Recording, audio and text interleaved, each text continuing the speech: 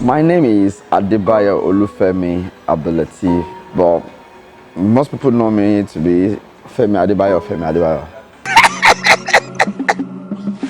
Ọwọ́ látọwọ́ mi. Ó dùn, ọ̀rọ̀ náà dùn, ó fẹ́ ké, ọ̀rọ̀ náà dùn. Ó fẹ́ ké. I am from Kwara State, Ilorin to be precise. Ìlú Ìlọrin kì í ṣe ìlú fìtínàfà. Ìlọrin kì í ṣe ìlú jàgídíjàgan. Ìlú tó jìnnà síná tó sún màlì gánà. Ìlọrin ni. I'm the second born in the family of about 19.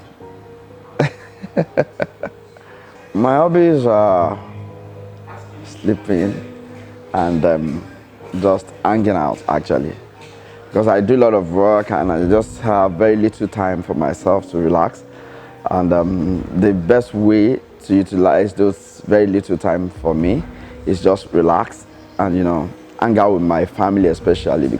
I attended Tender Age Nursery and Primary School in Lagos, right, and proceeded to Mount Carmel College, Ilorin, for my secondary education. I spent just a year in Mount Carmel College, and due to health, I moved to CNS College in the same Ilorin. All right, and I eventually finished my secondary education in Okiode Grammar School in Ilorin. Okay, so I proceeded to Kwara State Polytechnic for my diploma in law. But before I actually finished my diploma in law, I was fortunate to get admitted into the Faculty of Law in University of Ilorin, where I backed my LLB honors, my Bachelor in Law. All right, so I proceeded to the University of Ibadan for my Masters in Law. After then, I got admitted to the Faculty of Art, Department of Theatre Arts, University of Ibadan for a diploma course, which I did not finish actually. And I also proceeded to back to University of Ilorin for my PhD in law, where I just got admitted and probably still on that. Well, it's not easy, but I'm trying. What type of child am I in school? Well, I think I need to be sincere. I was very, very stubborn, and I'm not the cool type. I wasn't then, and I'm still not the cool type actually, but I am highly principled, and out of that, people actually think, oh, he's stubborn, I always want to ensure that I live by my words, I'm determined, and probably most of the time set goals for myself and ensure I achieve them. But well, like my mother told me, and like I got to know, I most of the time lead a lot of alutas in school. I am never a member of any secret cult, but when you talk about human rights activists, yes, I am one. Then. So I think due to that, I became extremely popular in school. And before I got admitted into University of Ilorin, of course, I've been into acting and, got a little bit of fame. And from there, people get to know me that, oh. And despite the fact that I engaged myself in that, my academics wasn't bad, because I was made my class rep from my 100 level to my 500 level. That actually shows that to a reasonable extent, okay, committed to my academics as well. So I was in between that. How did I discover my acting skills? Well, I would say first and foremost, it was easy for me to discover because that's what my father does, and when they do it, I tend to disturb him that if you have a role for a child, daddy, I can do it, And at some point in time, I was given the opportunity to do it, and he actually saw, oh, he can do it. And he encouraged me, but insisted that I must be educated, you know. And ever since I was young, I've been shouting, I want to be a lawyer, I want to be a lawyer. So he insisted and he ensured I pursued that particular career.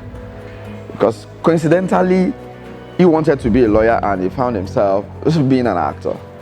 Because he encouraged me, it was easy for me to get both done side by side.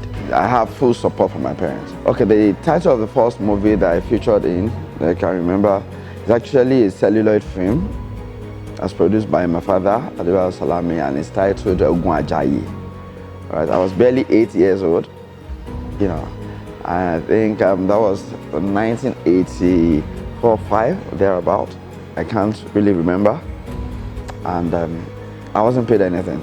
How much was the first amount of money I made from acting? A lot of money then. It was 40,000 naira, and that is a Tadio Gidon film, Oblo, you know. Then that's as far back as 1995. But then I wasn't particular about the money. It's more of passion than money.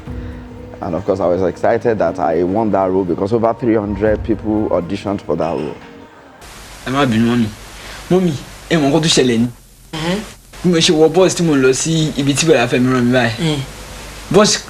Bus conductor àti driver yẹn bóyá ibẹ̀ sí níjà tó ń wá gí tó ń búra wọn nìyẹn. Ìbínú yẹn ṣáà ni conductor yẹn fi gbowó driver yẹn sá lọ. So mo kọ̀ decide láti help driver yẹn kí n bá gbowó.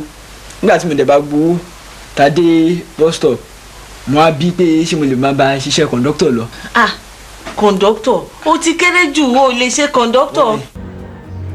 And Tade never knew my father is Adebayo Salami. I won the audition based on merit. As an upcoming actor, did I experience any set discrimination? Yes. Yes, I did. Especially at that audition period, like I said. There was call for auditioning. And we have quite a number of people that came. Those that are actually studying theater arts in the university.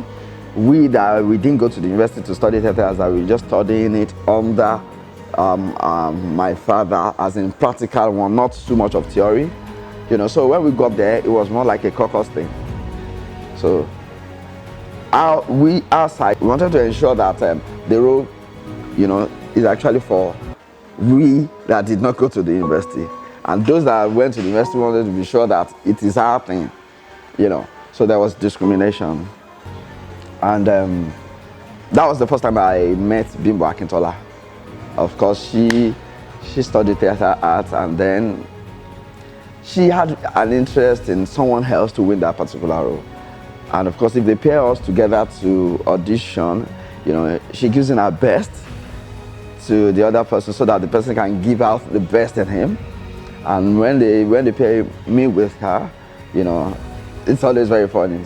I remember I told her this about some years ago, and we just laughed it off. That, can you actually remember that you didn't want me to actually win that role, you know? And of course, that was the little one I experienced, which I think is normal. When you have your person around and you're in the position to pull the person up, you prefer to do that rather than any other person. So.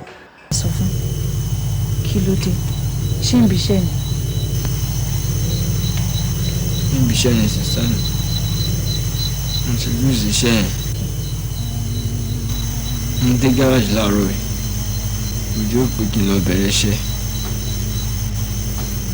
Ọ̀gá mi ò tètè dé, ó pẹ́ kó tó dé. Nígbà tó dé tún máa dé, wọn ò tún gbé mọ́tò wá. Ọlẹ́ni tó ní mọ́tò ti gba mọ́tò. Just like that, sister mi.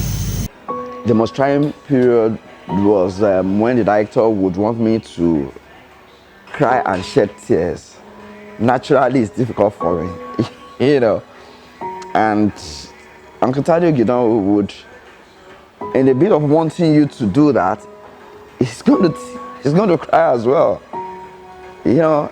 And I wasn't crying. I was extremely trying. When I got home, I had to beg my father to teach me how to cry, you know. He told me all sort of things. I still did not cry. and it made the competition very, very tight, you know. And eventually, at the final stage of the competition, I think I was a little bit lucky because naturally I have a shaky voice, and to so many people that sounds sympathetic, you know. So I was able to push the sympathetic voice and kind of put myself more into the situation, and I was lucky. Tears came, and that was how I won it. But it was very trying for me. What was the greatest risk and sacrifice I took for my career? Yes, I can remember. It's actually on the set of a project where I have to jump from like a 2-story building, you know, down, you know. And the director insisted on using, of course, an effect and all that. And I was like, no, I'm an actor, I can do it, you know. And at the point they said, okay, even if you're going to do it, can we have mattresses on the floor? I said, no, I can do it, you know. And okay, they gave me the opportunity to do what I wanted to do. I did, and I got my leg broken, you know. But it was just a simple fracture, and after sometimes it healed up and I was good. What is that career-changing opportunity that elevated me from being an upcoming to the star, like you, star that I am right now? Well, I would actually say that it is my movie that I actually produced myself, and the fact that I actually get it in my head that now what can I actually contribute to the society, you know, through my own, you know, profession. So I see entertainment as an area in which you can instill so many things in people, you know, teach so many people, inform, you know, sensitize so many people about so many things. So I just picked up one theme, dwelled on it, and I realized that people fell in love with it. And it's like, oh, it's done by Femi Adebayo. Then it used to be, Femi Adebayo, Gabilo's song, Femi Adebayo song. And it actually just turned to, oh, Jalili, you know. And for me, I think that was the major breaking point from God. What did I consider my most treasured achievement in my acting career? And if it's actually motivating me to do more. Well, I must be sincere that it is the fame, you know, being popular, being appreciated by so many, you know, and being given that honor in so many places I go, even out of Nigeria. It's the most treasured thing that I achieve in this industry, and of course it motivates me to do more. What is my advice to upcoming actors that are looking forward to be established? I'm just going to sincerely advise you that be more passionate about this profession rather than the financial aspect, and of course be committed and dedicated and be honest. Those are my own passwords, and with that I'm sure you can get there. What actually puts me off in Nollywood that I would love to see change is the platform in which we, you know, exhibit and show our works. All right, we have different platforms. We have cinemas, we have online TVs, we have DSTVs, other StarTimes, other platforms. But I think those platforms are not being friendly to our works. So that is the major change I, you know, cannot wait to see in Hollywood. That's it.